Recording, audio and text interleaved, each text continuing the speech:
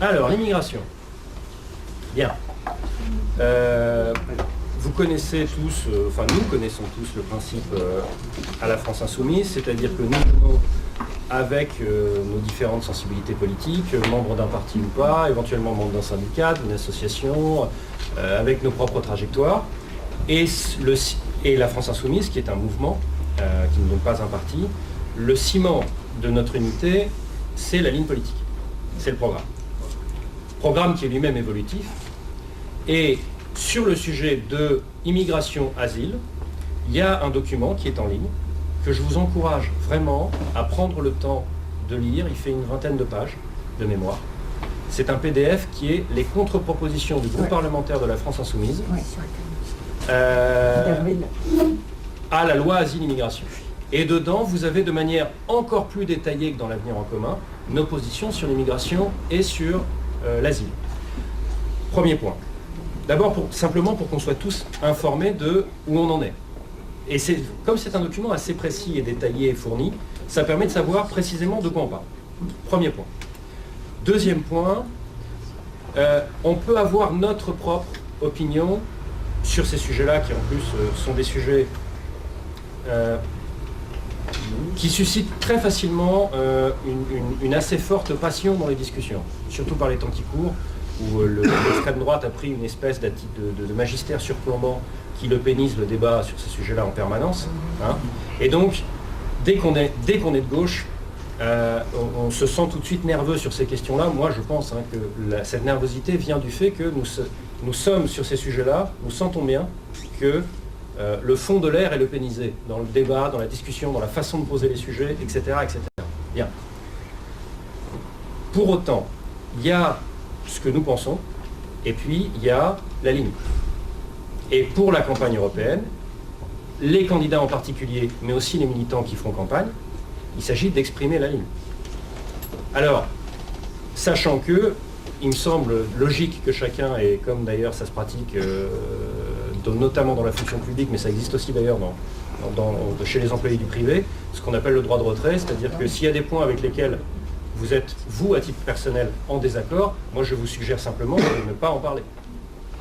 En vous disant, je ne vais pas aller jusqu'à défendre quelque chose qui n'est pas la ligne, mais je ne vais pas aller non plus jusqu'à moi défendre activement quelque chose qui ne se trouve ne pas être mes convictions. Bien. Une fois qu'on a précisé tout ça, il y a la ligne telle qu'on la fantasme, et puis il y a la ligne telle qu'elle est. Et donc je vais vous décrire la ligne telle qu'elle est. La France Insoumise est pour la régularisation de tous les travailleurs sans papier. Alors je vous signale qu'en l'état actuel du droit, ça veut dire et leur famille. Automatiquement. Deux yeux hauts, la France Insoumise est pour l'accueil humanitaire des réfugiés. À partir du moment où une personne qui est en situation de détresse humanitaire arrive à nos frontières, qu'elles soient terrestres ou maritimes, on doit les accueillir. Pas on pourrait, pas il faudrait, on doit. Nous sommes pour un effort européen d'accueil des réfugiés dans le cadre particulier de la crise méditerranéenne des réfugiés. Mais de toute façon, qu'il y ait un accord ou pas, nous sommes pour en tout cas que la France prenne sa juste part. Hein? C'est-à-dire, les gens arrivent à nos frontières terrestres ou maritimes, on doit les accueillir, on ne va pas leur tirer dessus, on ne va pas couler les bateaux, on va les accueillir. Bien. Si on vous demande, mais combien on en accueille? Mais, pardon, mais ce n'est pas un territoire qui décide combien de personnes en détresse arrivent. Et ce ne sont pas les personnes en détresse qui arrivent qui le décident non plus. Bien.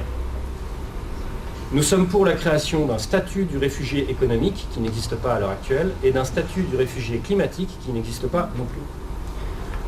Nous sommes contre l'exploitation des immigrés pauvres par le patronat.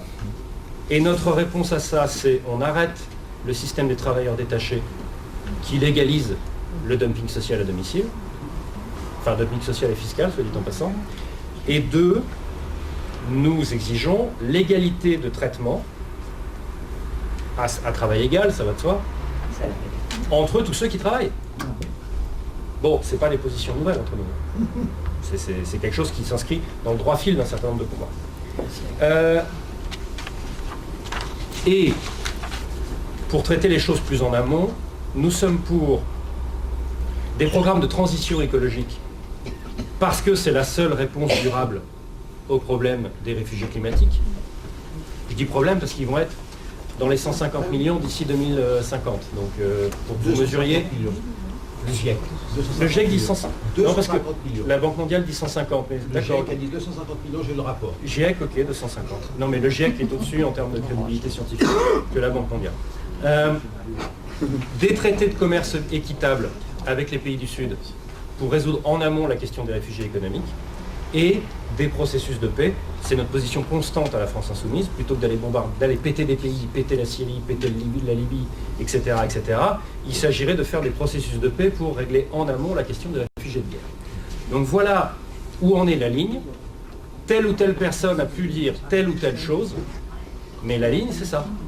Et donc si quelqu'un dit autre chose dans un sens ou dans l'autre, ça n'engage que la personne qui s'exprime. Voilà. Est-ce qu'il y a des questions là-dessus? Ouais. Par rapport aux réfugiés politiques, réfugiés économiques, réfugiés climatiques, il y a le souci, le troisième, je pense que c'est toi, je dis politique, il y a aussi des réfugiés politiques. Oui. Bon, est-ce que, je comprends qu'on voit des tendances à travers un pays qui a des problèmes climatiques qui sont très importants, qui de ce fait aussi a des problèmes économiques parce que ça va de pair, évidemment. Mais est-ce que ça signifie que lorsque nous accueillerons ces personnes dans les ports ou aux frontières, est-ce que nous, notre organisation, l'administration, fera un tri ou est-ce que ce sera... non, c'est une question qu'on s'est posée par rapport à cette terminologie de réfugiés économiques ou climatiques.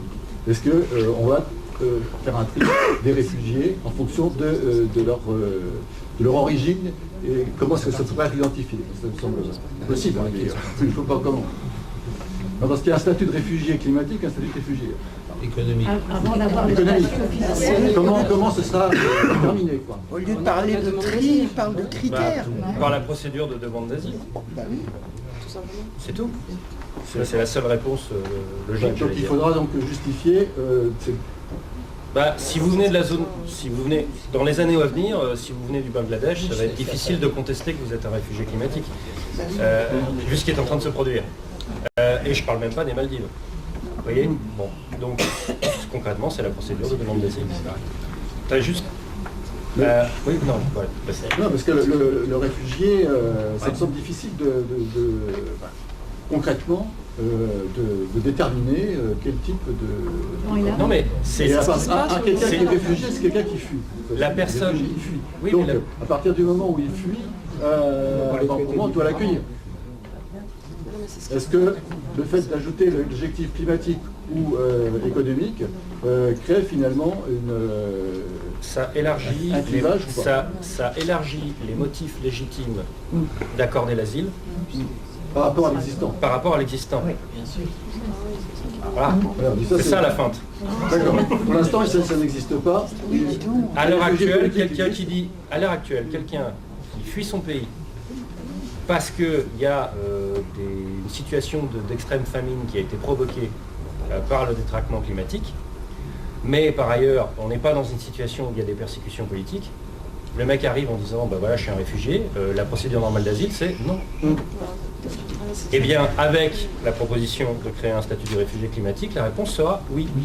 Et ça tombe bien parce que c'est un problème qui va se poser. C'est-à-dire que quand je vois qu'il faut mobiliser 5 chefs d'État pendant 3 jours pour accueillir 200 réfugiés à bord d'un bateau, on n'est pas rendu, hein, parce que le flux va être de l'ordre de plusieurs millions. Et donc la question, si on est sérieux, si on est rigoureux, et si on n'est pas dans la démagogie ou dans l'erreur de jouer défensif en disant, vous savez, le fameux « mais attendez, il y en a des biens ». Oui, tu ne sers pas la cause en partant dans cette direction-là.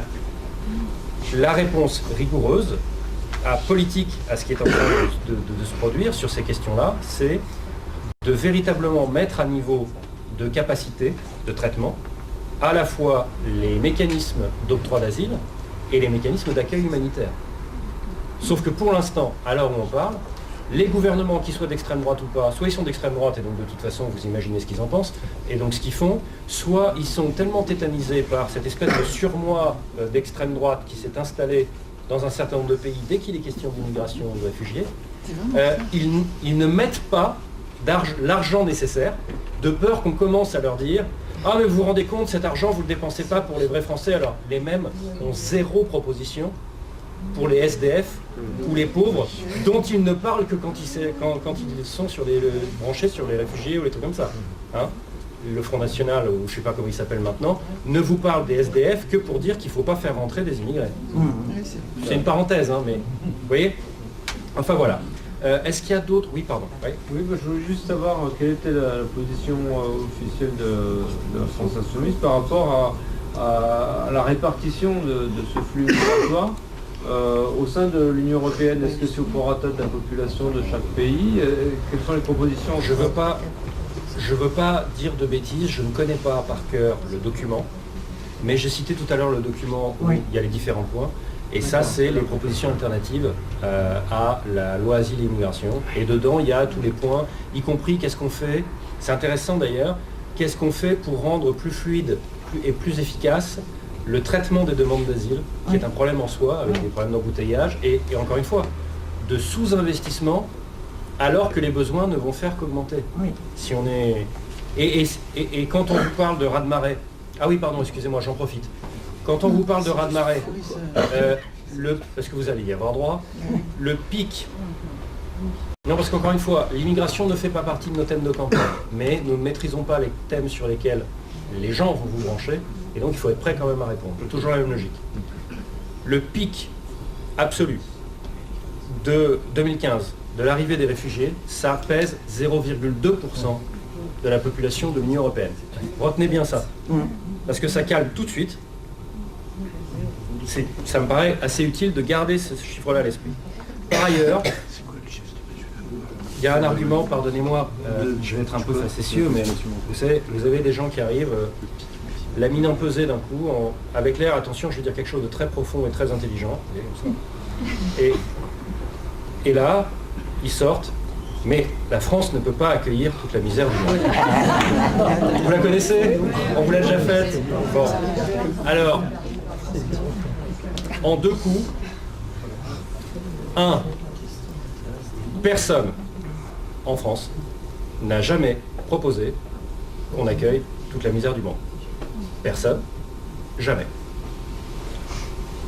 Deuxièmement, jamais toute la misère du monde n'a souhaité s'installer en France.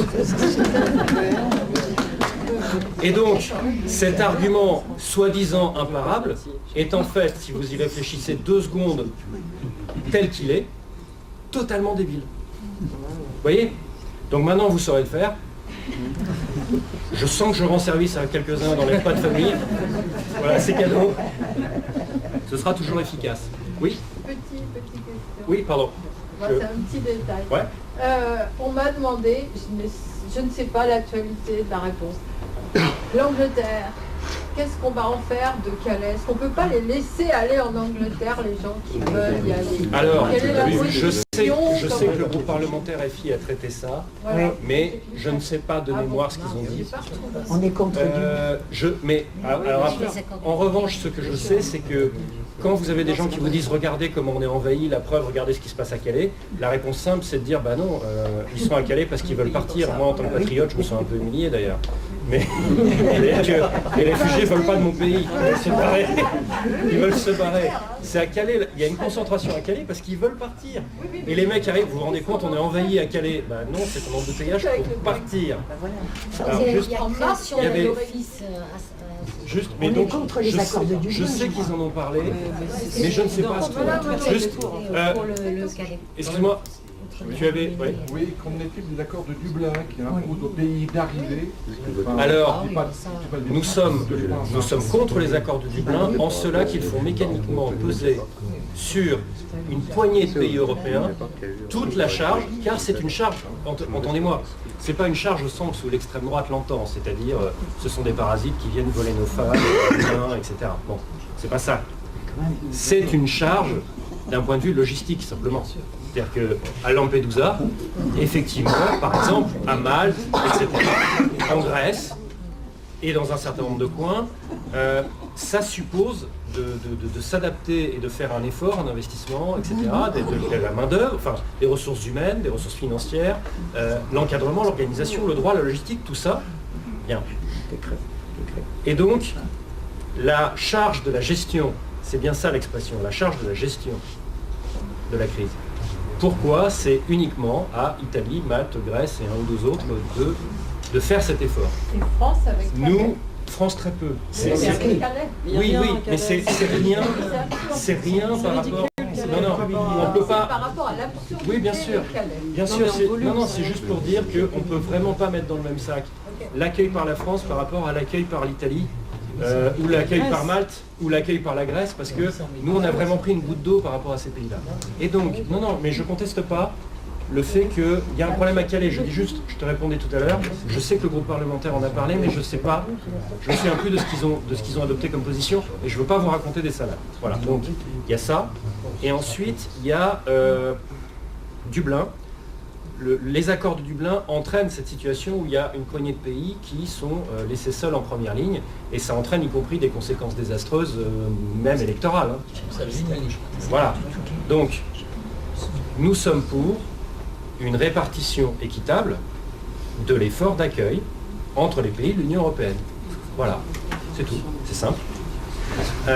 Et donc, c'est incompatible avec les accords de Dublin, mais vous savez ce qu'on fait, nous, quand des accords européens sont incompatibles avec ce qu'on veut faire. Vous le savez déjà. Alors, oui, et ensuite, il y avait quelqu'un ici. Ouais, ok. Est-ce que la France insoumise s'engage sur les ventes d'armes Ah bah oui, carrément. Nous considérons qu'on ne doit pas, nous rappelons que, au titre des réglementations des Nations Unies, on ne doit pas, il est contraire au droit international, de vendre des armes à des pays en guerre. Alors, l'hypocrisie du truc, c'est qu'on a le droit de le faire avant qu'ils se mettent à se taper dessus. Mais le contre-argument à ça, c'est qu'après tout, quand les armes sont achetées en temps de paix, vous ne savez pas si c'est juste pour se défendre. Bon. Mais bon, toujours est-il qu'il y a un cas où on est sûr de l'utilisation directe, c'est quand vous vendez des armes à un pays qui est déjà en guerre. Bon. Et donc, en particulier sur l'Arabie Saoudite, on a dit et répété qu'il fallait arrêter les ventes d'armes à ce pays, notamment du fait de la situation de catastrophe humanitaire provoquée au Yémen par ce régime accessoirement totalitaire. Oui, si j'en crois certains selfies présidentiels, c'est un garçon charmant, le prince héritier.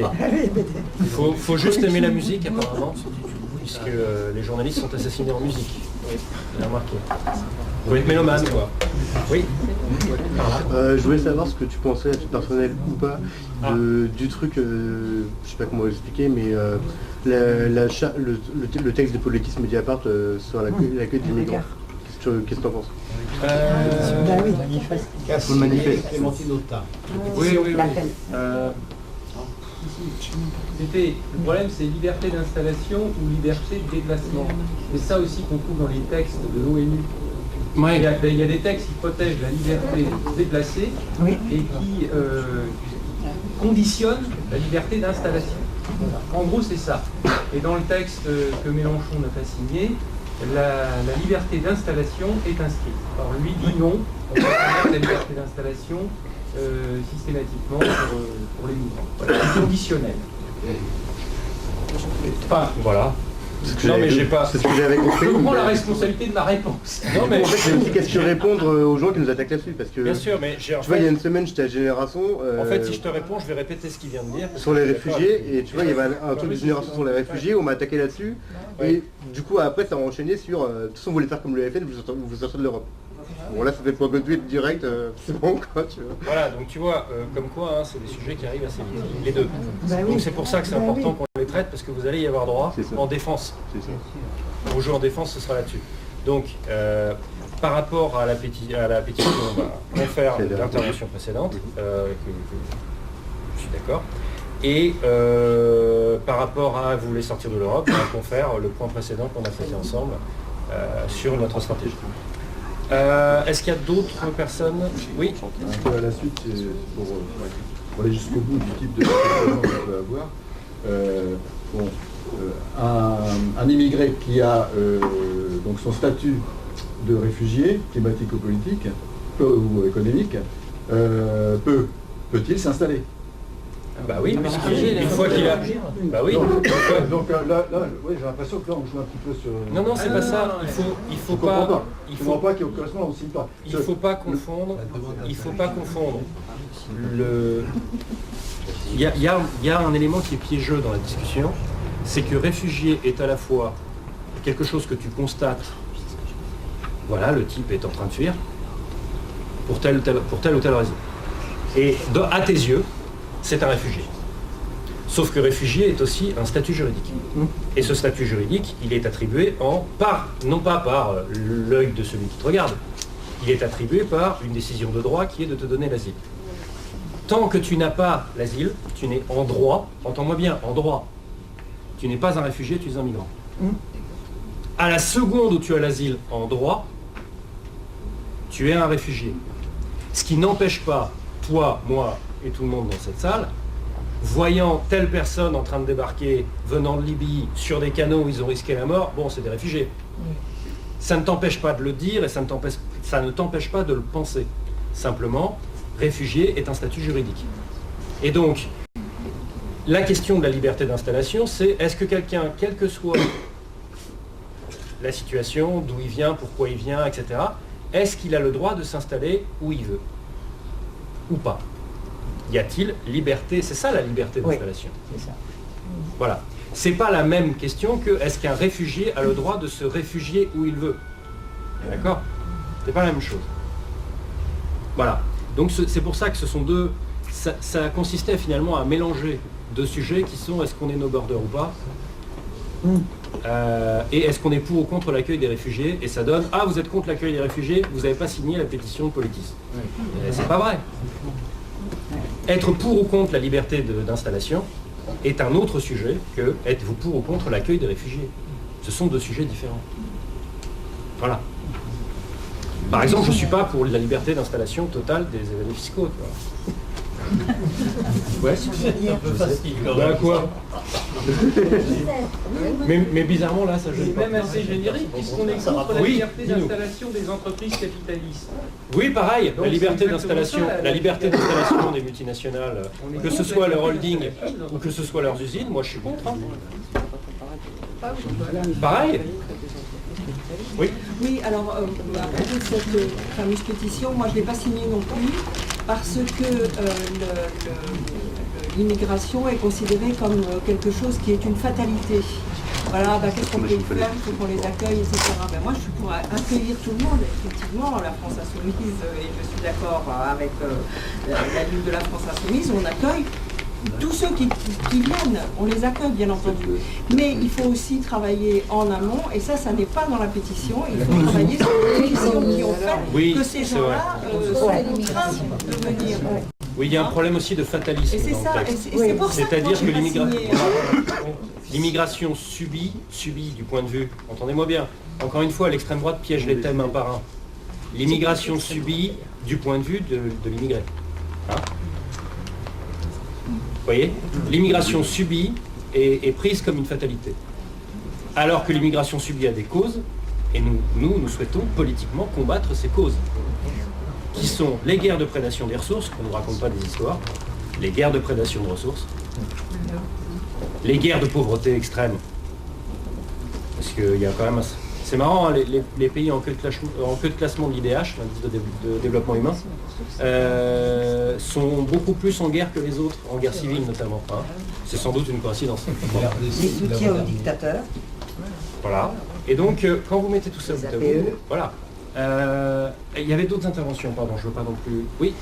Sur l'immigration économique, je pense que ce serait important de répondre aux gens qu'il n'y a pas d'immigration, comme vous dites, obligatoire. C'est que si on règle le problème économique des gens, c'est-à-dire que si nous on arrête d'arroser les gens avec nos surproductions, ils ne seront pas au chômage chez eux, ils pourront rester chez eux. C'est exactement ce qu'on. C'est exactement la position. C'est exactement ça. Non, mais je pense que. Absolument, voilà, oui. On a parlé de l'écologie, des Non, guerres, j'ai dit on a tout à pas l'heure parlé des traités de d'économie. commerce équitables avec les pays du Sud Ouais. pour pouvoir tarir le problème des réfugiés économiques, c'est-à-dire le problème du point de vue des réfugiés économiques. Hein. Parce que Une on seule est- phrase, Oui. le droit de rester contre la contrainte de partir. Oui, c'est ça. C'est tout à fait ça. Encore une fois, c'est générique, puisque nous avons lutté contre la flexi, je sais pas quoi, dans notre pays, Ouais. où les gens, on leur disait, vous avez qu'à dénoncer, peut-être. Non, nous on veut que le droit de rester soit un droit contre la contrainte de partir, même si elle vient du capitalisme dominant. Moi, ça me va. Hein, bon. On prend. Bien, on prend.